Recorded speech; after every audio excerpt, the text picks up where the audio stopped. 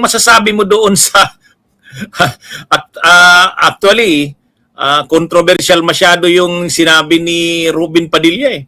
Dapat daw, sana daw yung prosecution ay wag maging one-sided. Hmm? Tapos, siyempre napahiya siya doon. Talagang grabe ang bashing sa kanya na nang tungkol diyan sa statement niya na yan. Nagpaliwanag siya. Sabi niya, iba naman daw ang ibig sabihin niya nung one-sided. Nasundan mo ba yung paliwanag niya, Atty. Howie? At anong masasabi mo doon? Alam mo, unang-una, Atty. Enzo, kung nagpapaliwanag ka, ibig sabihin, meron kang talagang maling ginawa eh. 'Di ba? Ako, nandun ako sa puntong yon. Pangalawa, malinaw yung sinabi niya at hindi naman natin kumbaga narinig natin, malinaw na malinaw yun. Para pa nga siyang galit kay Congressman Luis Tronoo na sana nga, wag one-sided eh. Meron pa nga siyang comment na hindi dapat magtanong, hindi nga nagtatanong naman si nagka-clarify lang. So, ang sa akin lang, tingin ko, magpakumbaba naman siya. Wag naman siya masyadong mayabang, wag naman masyadong hambog. But for whatever it's worth, no, ang importante lang dito, sana intindihin na dapat ang hindi bias, ang hindi one-sided, yung mga senator judge. Alam mo, tayo, Attorney Enzo, Attorney Ricky, tayo ay abogado. Tayo pag nagtatanggol, whether we are in the prosecution or whether we are in defense, tayo talaga tumatayo sa ating kliyente. We are the advocate of our client. So we will forward our client's position and syempre, we are one-sided towards our client's position. Understandable naman yun eh. Kasi hindi naman tayo pwede mag-side sa kabila. Di ba? Hindi naman natin pwedeng aminin kung ano yung sinasabi ng kabila, whether prosecution or defense. No? Pareho naman may punto yan.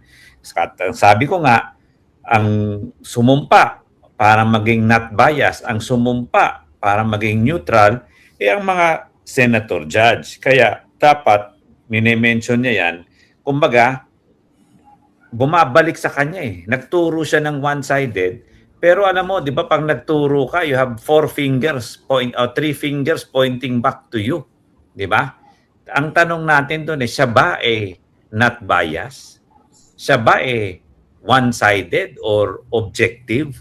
Yung objectivity, neutrality at hindi pagkabias dapat nandoon sa senator judge Nakita natin itong mga past how many weeks siya ba nag-asal na senator judge o siya ba nag-asal na ika nga senator judge defense counsel para kay Sara Duterte?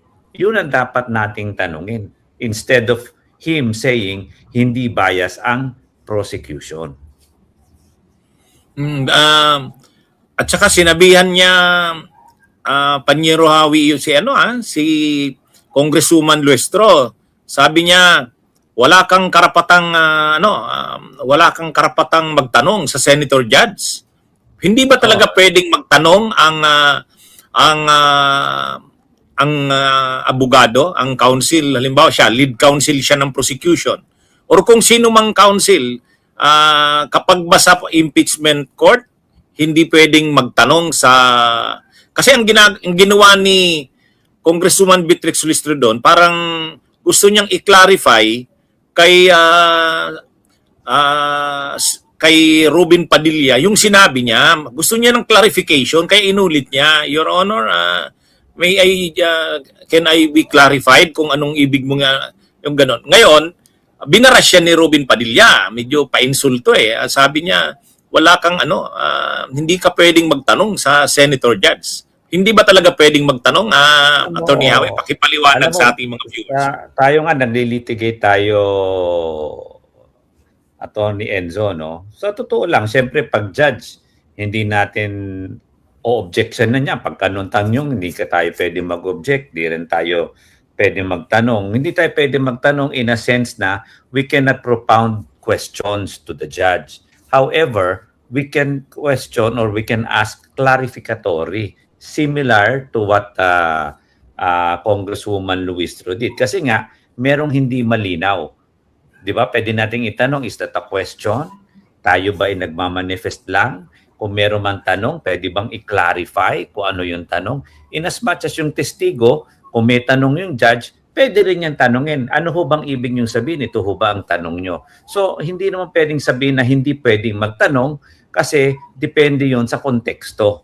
Di ba? Hindi mo pwedeng kalabanan yung judge. Yes. Pero yung konteksto nitong kay Congresswoman Luistro, simple lang eh. Nagsasalita, gusto niyang i-clarify kasi kung pwede siyang mag-manifest o pwede siyang sumagot, pwede niyang klaruhin kung ano yung sinabi para naman ma-address niya o masagot niya ng tama. So just to say na hindi pwede magtanong, hindi naman po tama yon. Plus, makikita natin yun. Sabi mo nga, yung pagkasabi ni Robin medyo arrogante. Para ka siyang nagalit. Hindi naman, kung titingnan natin, matawag dito, respectful nga.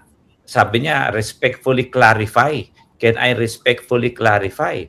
So paano naman pagagalitan 'yon? So talagang talagang makikita na hindi naman patas, no? That's why I'm saying kung ano man yung kanyang statement na nabasa ko, yung kanyang clarificatory, nakakatawa nga, Attorney Enzo, kumpanyero, sabi ko nga kanina, kung magka-clarificatory ka, ibig sabihin, merong malabo na, merong mali doon sa sinabi mo. So I think for the mere fact na ginawa na yung, nakita niya na may backlash, no?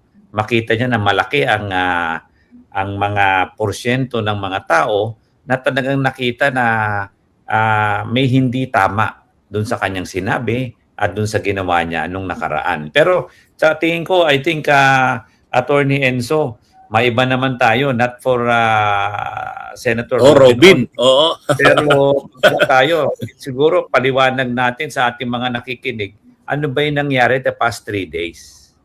Yun ang importante kasi merong mga events, may mga pangyayari nitong linggong ito. Siguro, hayaan na natin si Senator Robin. Sabi nga natin, bahala na si Batman. Di ba? Yun na lang ang gawin natin. Hayaan mo na si Robin. Nandiyan na siya eh. Magagawa natin. Kung gawin niyang circus yung Senado, wala tayong magagawa. Binoto siya ng tao. Pero siguro, panahon na tawagin natin si Batman para bahala na si Batman kay Robin.